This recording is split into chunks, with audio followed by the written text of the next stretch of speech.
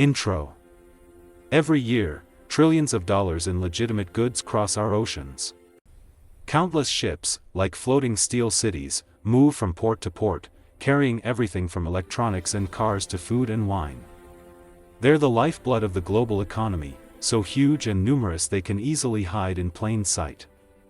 But within this massive fleet, a dark underworld is at work, a criminal network that exploits the very system we all depend on. These criminals don't build their own navies, they hijack ours. They turn legitimate ships into Trojan horses, filled not with soldiers, but with something much more destructive. This is a story about one of those ships, a vessel that became the centerpiece of a conspiracy so audacious it would shatter records in American law enforcement. It's a story of corruption at sea, a shadowy European cartel, and a discovery so staggering it's hard to believe. This is the untold tale of the MSC Guyane, and what was, at the time, the largest drug bust in American history. Hook. On June 17, 2019, as the colossal container ship MSC Guyane sailed into the Delaware Bay, it was met by an unwelcome greeting party. Federal, state, and local law enforcement agents swarmed the vessel, their presence a bad sign for the crew. They were acting on a tip, but nothing could have prepared them for what they were about to find. Deep within the ship's hold, hidden inside 7 ordinary-looking shipping containers, was a secret cargo. It wasn't wine, or nuts, or any of the other goods listed on the manifest. It was cocaine. And not just a few kilos. As agents began to unload, the scale of the operation became terrifyingly clear. They pulled out brick after brick, the pile growing to an unbelievable size. When the final count was done, the number was almost incomprehensible: 39,525 pounds of cocaine. Nearly 20 tons. On the street, its value was estimated at a staggering $1.3 billion. It was the largest single cocaine seizure in the 230-year history of U.S. Customs and Border Protection. But this was more than just a record-breaking drug bust. It was the explosive climax of a sprawling international investigation stretching from South America to Europe, targeting one of the most powerful criminal organizations on the planet, the Balkan Cartel. Section 1: The Ship and the Shadowy Conglomerate. The MSC Guyane was a beast, 1,000 feet long and built to carry over 11,000 shipping containers, a modern marvel of maritime logistics. It was operated by the Mediterranean Shipping Company, or MSC, a Swiss-based giant and the world's largest container shipping line. On paper, the ship's ownership traced back to a surprising name, a transportation fund managed by J.P. Chase, one of the world's best-known banks. Now, the bank had no control over the ship's operations, it was just an asset in a portfolio, leased out to MSC. But the connection highlights how tangled, and often murky, global commerce and finance can be. The Guyane's voyage was supposed to be routine. It started in Chile, with stops in Peru and Colombia, before passing through the Panama Canal and the Bahamas on its way to Europe. It was just one of thousands of ships making similar trips, a cog in a machine so vast it's almost impossible to police. For years, though, U.S. and international authorities had been watching. They had a growing suspicion that the fleets of major shipping companies, especially MSC, had been deeply infiltrated by a powerful force in the global drug trade, the Balkan Cartel. For law enforcement, the cartel was a ghost. Unlike the top-down cartels of Mexico or Colombia, the Balkan Cartel is a decentralized network of secretive, mobile, and brutally efficient cells. Born from the ashes of the Yugoslav wars, these groups used global diaspora communities and a long history of seafaring to build a new kind of criminal empire. Their specialty wasn't just moving drugs, it was mastering the global shipping system itself. They didn't need to build their own narco subs. Their strategy was much more sinister: they would place their own people inside the system and corrupt it from within. And MSC, the world's largest employer of seafarers from Montenegro, a key recruiting ground for the cartel, was their perfect target. European police had even warned the company years earlier that its crews had been compromised. The Guyane, steaming towards Philadelphia, wasn't just a container ship. It was a weapon in the cartel's arsenal. And intelligence agencies were starting to figure out exactly how it was being used. Section 2, The Investigators and the Rising Tide. The mission to uncover the truth fell to a multi-agency task force, a team of America's frontline protectors. At the lead were U.S. Customs and Border Protection, CBP, and Homeland Security Investigations, HSI. These weren't your average cops, they were specialists in a global game of cat and mouse. CBP officers guard the ports, screening millions of containers each year, searching for that needle in a haystack. HSI agents are the investigators, tasked with taking down the international criminal organizations that threaten national security. For these agents, the port of Philadelphia had become a hot zone. Just months before the Guyane bust, in March 2019, they'd found over 1,100 pounds of cocaine on another MSC ship, the MSC Desiree. It was a big seizure, but they suspected it was just the tip of the iceberg. The intelligence pointed to something much, much bigger. They knew smugglers were exploiting the sheer volume of traffic, but the methods were changing. The old tricks of hiding drugs in a container before it was loaded were being replaced by something far more daring. Investigators started piecing together a new theory. Based on clues from earlier boardings and intel from European partners, they believed the smuggling was no longer happening in port. It was happening on the open ocean. The idea was that speedboats loaded with cocaine were meeting these massive container ships in the dead of night, far from the eyes of port authorities. The drugs were then hoisted aboard and hidden by crew members who were in on the plot. To prove it, they needed to catch a ship red-handed or find undeniable evidence on board. The team in Philadelphia, led by figures like U.S. Attorney William McSwain, felt the pressure building. They were up against a criminal conspiracy that, as McSwain put it, read like a movie plot. The Balkan cartel was known for its violence and sophistication, and any crew members involved would be under intense pressure, if not direct threats. The stakes were enormous. A shipment of the size they suspected could flood the streets with deadly narcotics. As McSwain would later say, this amount of cocaine could kill millions, millions, of people.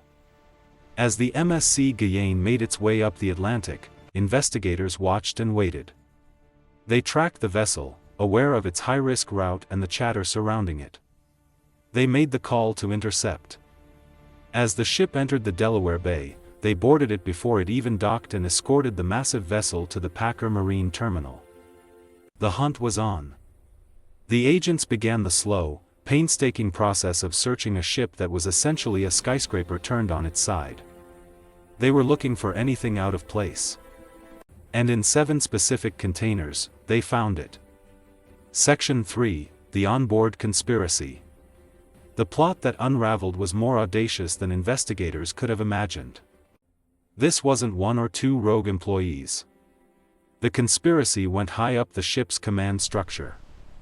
8 crew members, nearly a third of the entire crew, would eventually plead guilty.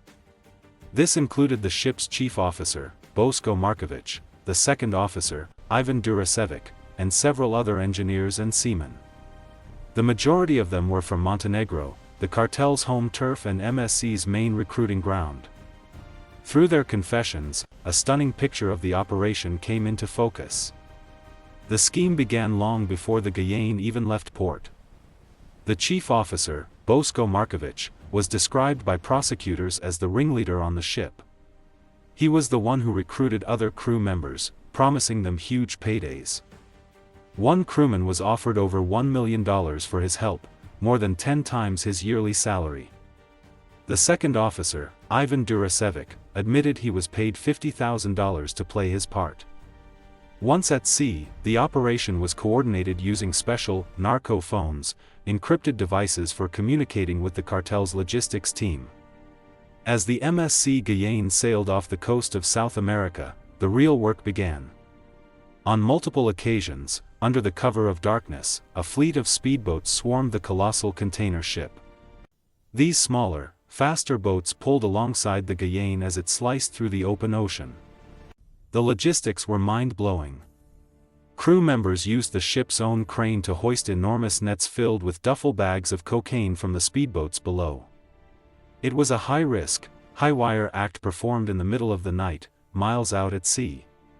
Ton after ton of cocaine was brought aboard this way. The next challenge was hiding it. The crew had to blend nearly 20 tons of illicit drugs into a ship already packed with legitimate cargo. They acted like a skilled pit crew, bending the ship's steel railings and using tools to pry open the doors of specific containers. They had a list of pre-selected containers, chosen based on their final destination to ensure they wouldn't be offloaded at the wrong port. To cover their tracks, they came prepared with counterfeit container seals. After loading a container with cocaine, they would break the original seal and replace it with a nearly identical fake, making it look like the container was never tampered with. The operation was a masterclass in criminal logistics. At one point, after loading drugs, the crew learned that containers were going to be inspected in Chile. So, they moved the entire cocaine stash out of the containers and hid it in the ship's ventilation system. After clearing the inspection, they moved it all back into containers destined for Europe. This was a deeply embedded, highly disciplined, and terrifyingly effective conspiracy, operating right under the nose of the global shipping industry. Section 4: The Mastermind and the Cartel. While the crew members were the hands of the operation, the brains were an ocean away. The investigation quickly traced the plot back to the Balkan Cartel. This wasn't some loose group of thugs, it's a criminal enterprise that some authorities believe controls more than half of the cocaine flowing into Europe. Their power comes from their structure: small, adaptable cells that are incredibly hard for law enforcement to penetrate. They have deep connections in Latin America to source the cocaine directly, and they have systematically infiltrated maritime shipping to control their own distribution. For years, they had been perfecting their methods. As early as 2010, European authorities had tracked an MSC ship involved in a mid-channel drop-off of cocaine. A 2013 report from the Montenegrin police was even more direct, stating that local gangs have developed networks, which usually consist of seafarers from Montenegro, Serbia, and Croatia, who are mainly employed on container ships of the MSC company. The Guyane bust wasn't an isolated incident, it was the result of a decade of infiltration. As investigators dug deeper, a primary target emerged: Goran Gogic, a 43-year-old former heavyweight boxer from Montenegro. In October 2022, an indictment was unsealed charging Gogic as one of the masterminds. Prosecutors alleged he was a major logistics coordinator for the cartel, responsible for moving staggering amounts of cocaine on MSC ships. The case against him hinges on intelligence from a massive hack of an encrypted phone network called Sky ECC, which was popular with criminal groups. French authorities shared the data with the US, allegedly revealing Gogic's role coordinating between Colombian suppliers, the crooked crew members, and the port workers in Europe who were supposed to receive the drugs.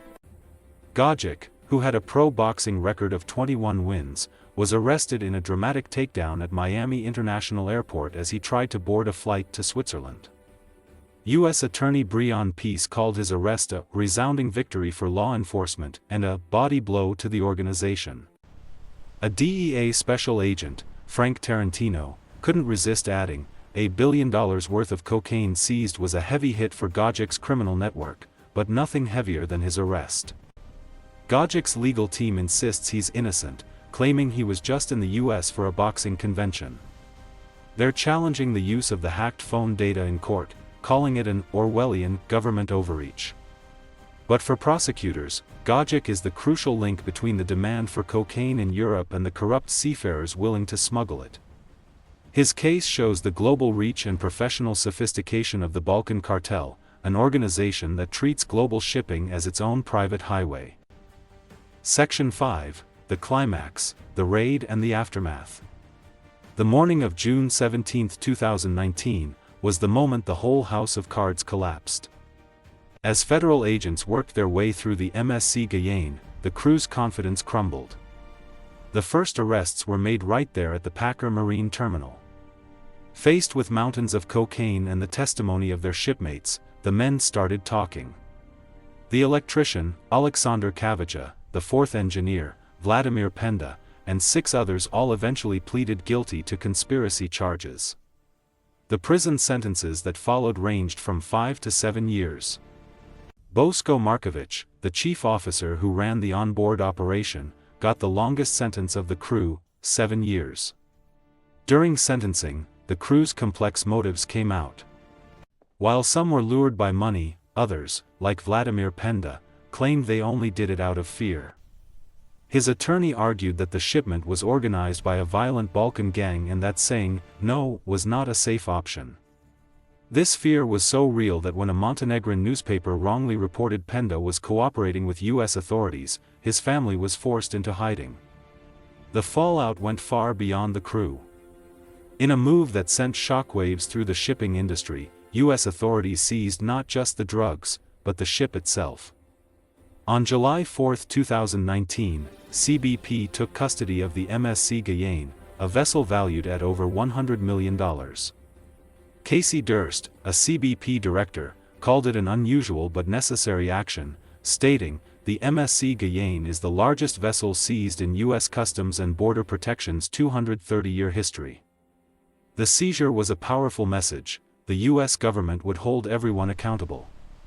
The ship's operator, MSC, and its owner, the J.P. Morgan Chase Fund, were suddenly caught up in one of the biggest drug busts in American history. To get their ship back, MSC and the owner had to post a staggering $50 million bond, $10 million in cash and a $40 million surety bond. For MSC, the incident was a corporate disaster.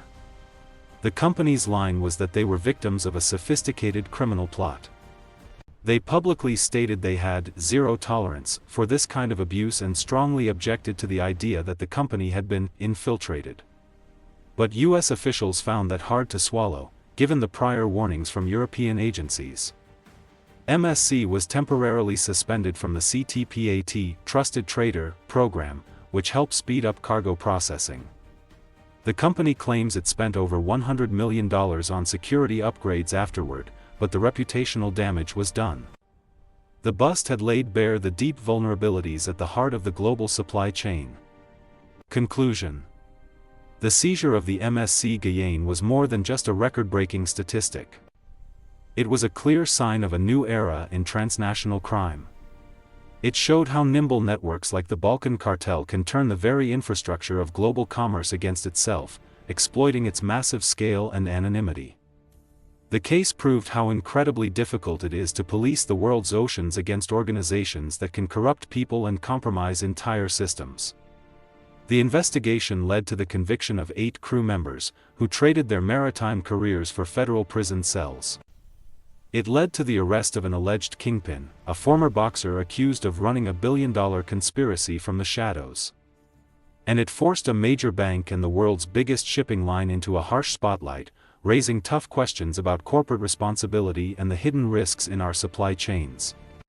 The 20 tons of cocaine seized in Philadelphia never hit the streets of Europe. That single victory was the result of tireless work by law enforcement. But the story of the MSC Guyane serves as a chilling reminder. In the vast ocean of global trade, there are always predators circling just beneath the surface, constantly looking for a way in. The fight to stop them happens far from public view, on the high seas, and in the quiet intelligence rooms where analysts try to piece together the next untold tale. CTA. If you found this look into the intricate world of global smuggling operations fascinating, make sure to subscribe and turn on notifications for more deep dives into true crime and complex investigations. And we'd love to hear your thoughts in the comments below. What part of this story shocked you the most?